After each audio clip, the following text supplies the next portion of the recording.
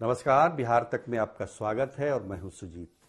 आज बिहार सरकार ने अपना बजट पेश किया।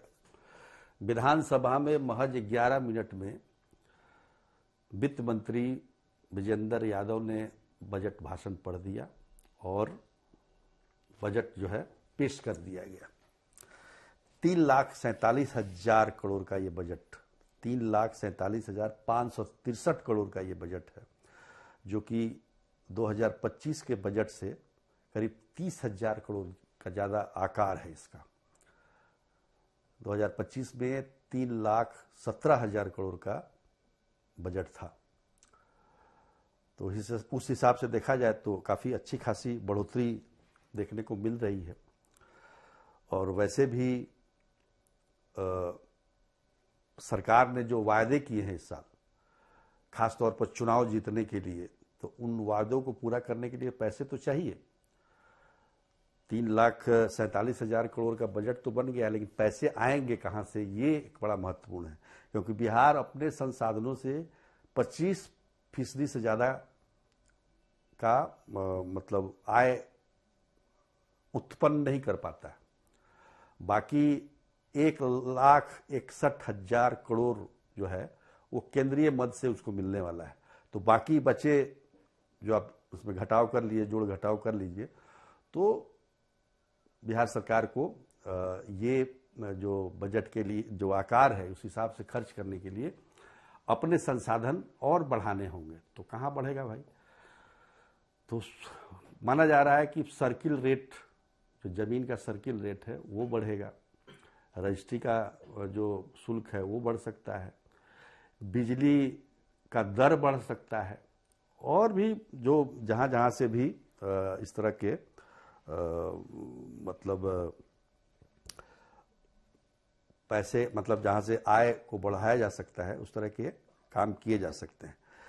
पर ये बजट जो है मुख्य रूप से विकास तो है ही, विकास उन्मुख तो है ही, लेकिन सबसे मुख्य फोकस है जो मुख्यमंत्री महिला रोजगार योजना है, जिसमें 10-10 हजार करोड़ रुपए, 10-10 हजार रुपये प्रति महिला को दिए गए। और इन महिलाओं की संख्या है 1,56,00,000 के करीब। और इन्हीं में से चुन के जो महिलाएं बेहतर कर रही हैं, 10,000 का उपयोग बेहतर किया है, उनको 2-2 लाख रुपए भी देने हैं। तो ये रोजगार उन्मुख योजना भी चलानी है। उसके बाद युवाओं को रोजगार देना है, 1 करोड़ से ज़्यादा का रोजगार अगले 5 सालों में, तो इस पर भी ध्यान है। इंफ्रास्ट्रक्चर पर बढ़ाना है ताकि उद्योग धंधे लगें, उद्योग पर विशेष ध्यान होगा ही। तो कुल मिलाकर बजट तो जो है वो देखने से तो काफ़ी, एक और चीज़ है कि जैसे 94 लाख जो बिहार के गरीब परिवार हैं उनको भी सशक्त बनाने के लिए प्रयास किया जा रहा है इस बजट से। तो बजट ऐसे कहने में तो बड़ा अच्छा है, लेकिन अंत में क्या होता है इसका? बजट जब अगले साल पेश होता है तो कोई ये हाल जानने की कोशिश नहीं करता है कि पिछले साल जो बजट में जो प्रावधान थे वो कितना उसको फुलफिल कर पाई है सरकार। खैर, लेकिन जिस स्थिति में बिहार था, यानी कि जैसे कि मुख्यमंत्री नीतीश कुमार पिछले 20 वर्षों की जो बात करते हैं, तो उसमें अगर देखा जाए तो बजट का आकार तो काफ़ी बड़ा हो गया है। मतलब 2005 में जब एनडीए की सरकार आई थी बिहार में, तो 22,000 से कुछ ज़्यादा का करोड़ का बजट था।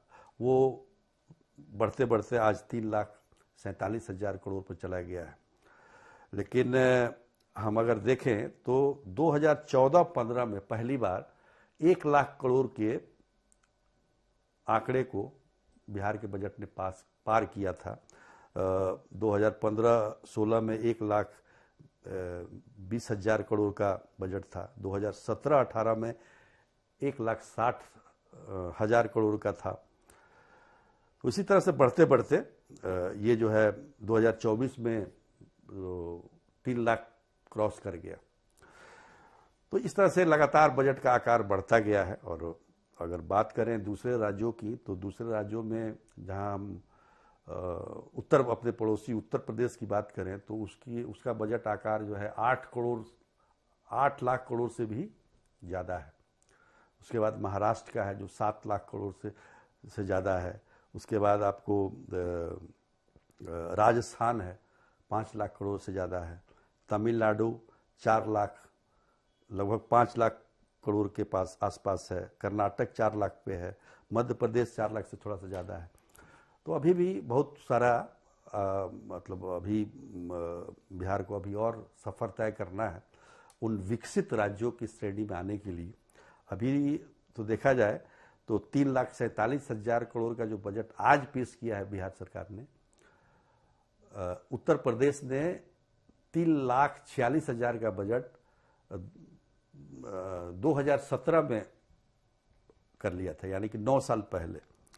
हालांकि उत्तर प्रदेश की तुलना बिहार से क्षेत्रफल या फिर जनसंख्या के हिसाब से नहीं की जा सकती, लेकिन एक समय था कि दोनों राज्य बीमारू हुआ करते थे। लेकिन आज उत्तर प्रदेश बहुत आगे है, बिहार भी आगे निकल रहा है, पर बहुत कोशिश की ज़रूरत है अभी भी।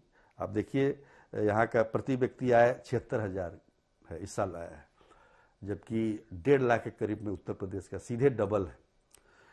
तो कुल मिलाकर हम ये कह सकते हैं, हालांकि 2011-12 में बिहार प्रति व्यक्ति आय 25,000 था मात्र, और आज ये 76,000 आया है। तो निश्चित तौर पर 3 गुना बढ़ोतरी हुई है, लेकिन इसमें समय कितना लगा है? 15 साल। हालांकि विकास दर 13.1 के गति से बिहार चल रहा है और राष्ट्रीय औसत से ज़्यादा है पिछले कई वर्षों से। फिर भी अभी इसको विकसित राज्यों की श्रेणी में आने में अभी और मेहनत की ज़रूरत है, और ख़ासतौर पर केंद्र से व्यापक सहयोग की ज़रूरत है। वैसे बिहार प्रगति कर रहा है, नो डाउट, इसमें कोई मतलब ये नहीं कह सकते हैं, पर इंडस्ट्री पर विशेष ध्यान देना, रोजगार सृजन करना। जैसे इथेनॉल की फैक्ट्री को लेकर जिस तरह से बात मतलब चर्चा चली कि बंद हो रहे हैं, चीनी मिल 25 चीनी मिल बंद हैं बिहार में।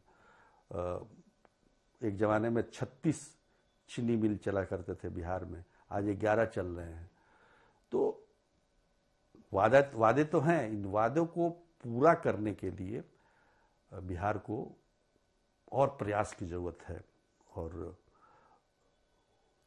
वित्त मंत्री ने तो हालांकि बहुत कम भाषण दिया, पर फिर भी इसमें और कुछ बहुत सारी जानकारियां हैं, क्योंकि वित्त बजट जो है काफ़ी लंबा चौड़ा उसको देखना पड़ता है। तो और भी कुछ जानकारी मिलेगी, हम आपको देते रहेंगे। लेकिन आज के लिए इतना ही, तब तक के लिए नमस्कार।